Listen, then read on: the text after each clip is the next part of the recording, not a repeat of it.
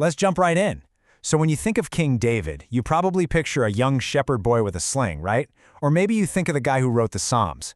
But if we peel back the millennia of myth and just look strictly at the historical text chronicling his rise, wow, a completely different picture emerges. We're talking about an absolute masterclass in executive leadership. What we actually have in these ancient chronicles is basically a blueprint for a massively successful corporate scale-up. In today's Explainer, we're going to look at this historical text not just as ancient history, but as a hardcore advanced strategy manual for modern leadership. To do that, we're going to break down David's success using 5 strategic business pillars. We'll look at the executive merger, relocating headquarters, securing strategic partnerships, diversifying his legacy, and finally, neutralizing competitors. Let's get to it. All right, so starting with pillar number 1, the executive merger. This is all about securing stakeholder buy-in. Every great CEO absolutely needs the backing of the board, and David was no exception. The phrasing the stakeholders, in this case the tribes of Israel, used when they approached him in Hebron is just fascinating. They didn't just hand him the keys to the kingdom out of nowhere. No way. They came with a classic stakeholder pitch, based entirely on his past performance. They recognized that even under the previous administration of King Saul, David was essentially acting as the chief operating officer. He was the guy out there actually executing the successful campaigns. They saw that operational success and realized, hey, we need a proven operator sitting in the top seat. And if we actually look at the hard data from his tenure, you'll see a very deliberate, phased expansion. David took the reins at 30 years old, but he didn't immediately try to swallow up the entire market. Instead, he spent his first 7.5 years operating out of a regional hub in Hebron, just managing the territory of Judah. He built up stability first. It was only after that foundation was set that he scaled up, launching a 33-year tenure over a completely unified national market headquartered in Jerusalem. It's honestly a perfect example of scaling at the exact right pace. But how did he actually formalize this transition legally? Well, the text explicitly states that King David made a league with the elders in Hebron before the Lord. So the absolute crucial takeaway here is that this wasn't just some casual handshake deal. A league was a binding executive contract. He locked in an ironclad merger agreement to guarantee his executive authority was totally recognized across all divisions before he ever moved to expand the business. Moving on to phase 2. Relocating corporate headquarters, specifically acquiring Zion. So once the merger was finalized, David realized pretty quickly that his regional base just wasn't going to cut it for a national conglomerate. This required what is essentially a hostile takeover. First, he targeted a highly defensible, centrally located stronghold that was currently held by a group called the Jebusites. Now, these current occupants were so insanely arrogant about their market position that they actually taunted David, claiming even the blind and the lame could defend their city. But David, he brilliantly incentivized his team. He promised the chief executive spot to whoever breached those defenses first.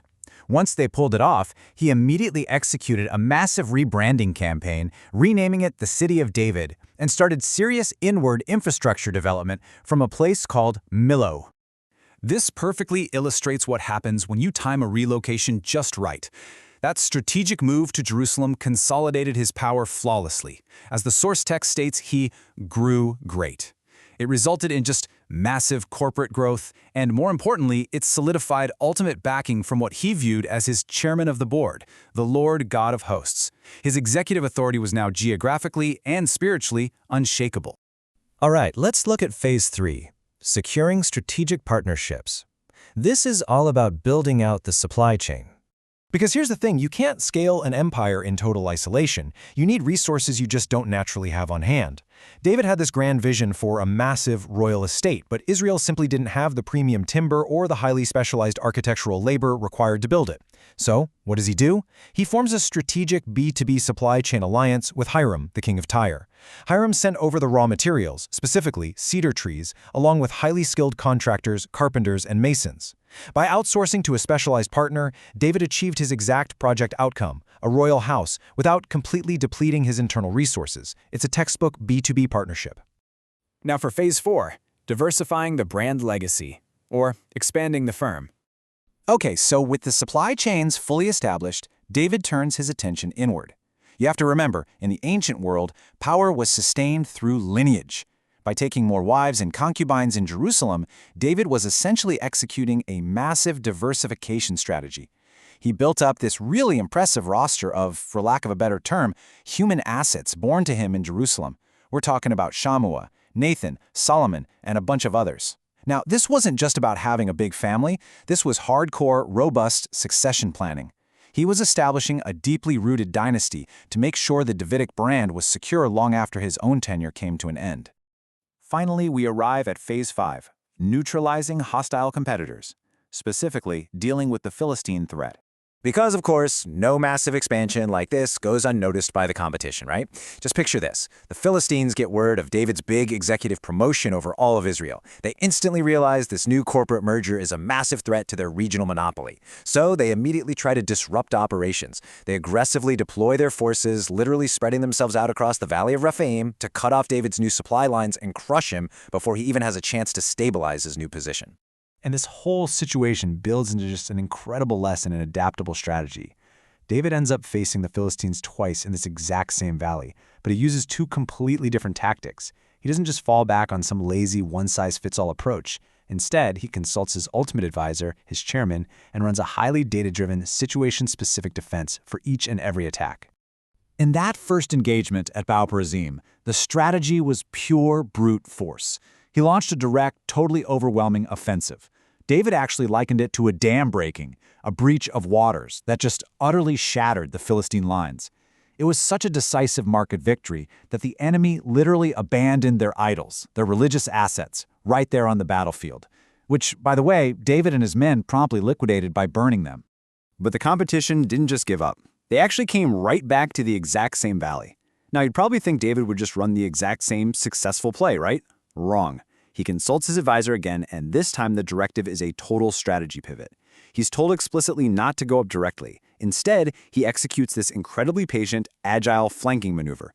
He positions his troops behind the mulberry trees and just waits for a highly specific environmental signal, the sound of the wind in the treetops. Only then was he supposed to strike. Basically, he let the competition overextend themselves, and then he countered. In the outcome of this incredibly agile strategy, total market domination. By adapting to the situation rather than just stubbornly repeating the past, David pushed the Philistines completely out of the region. He smote them across a huge territory, all the way from Geba down to Gezer.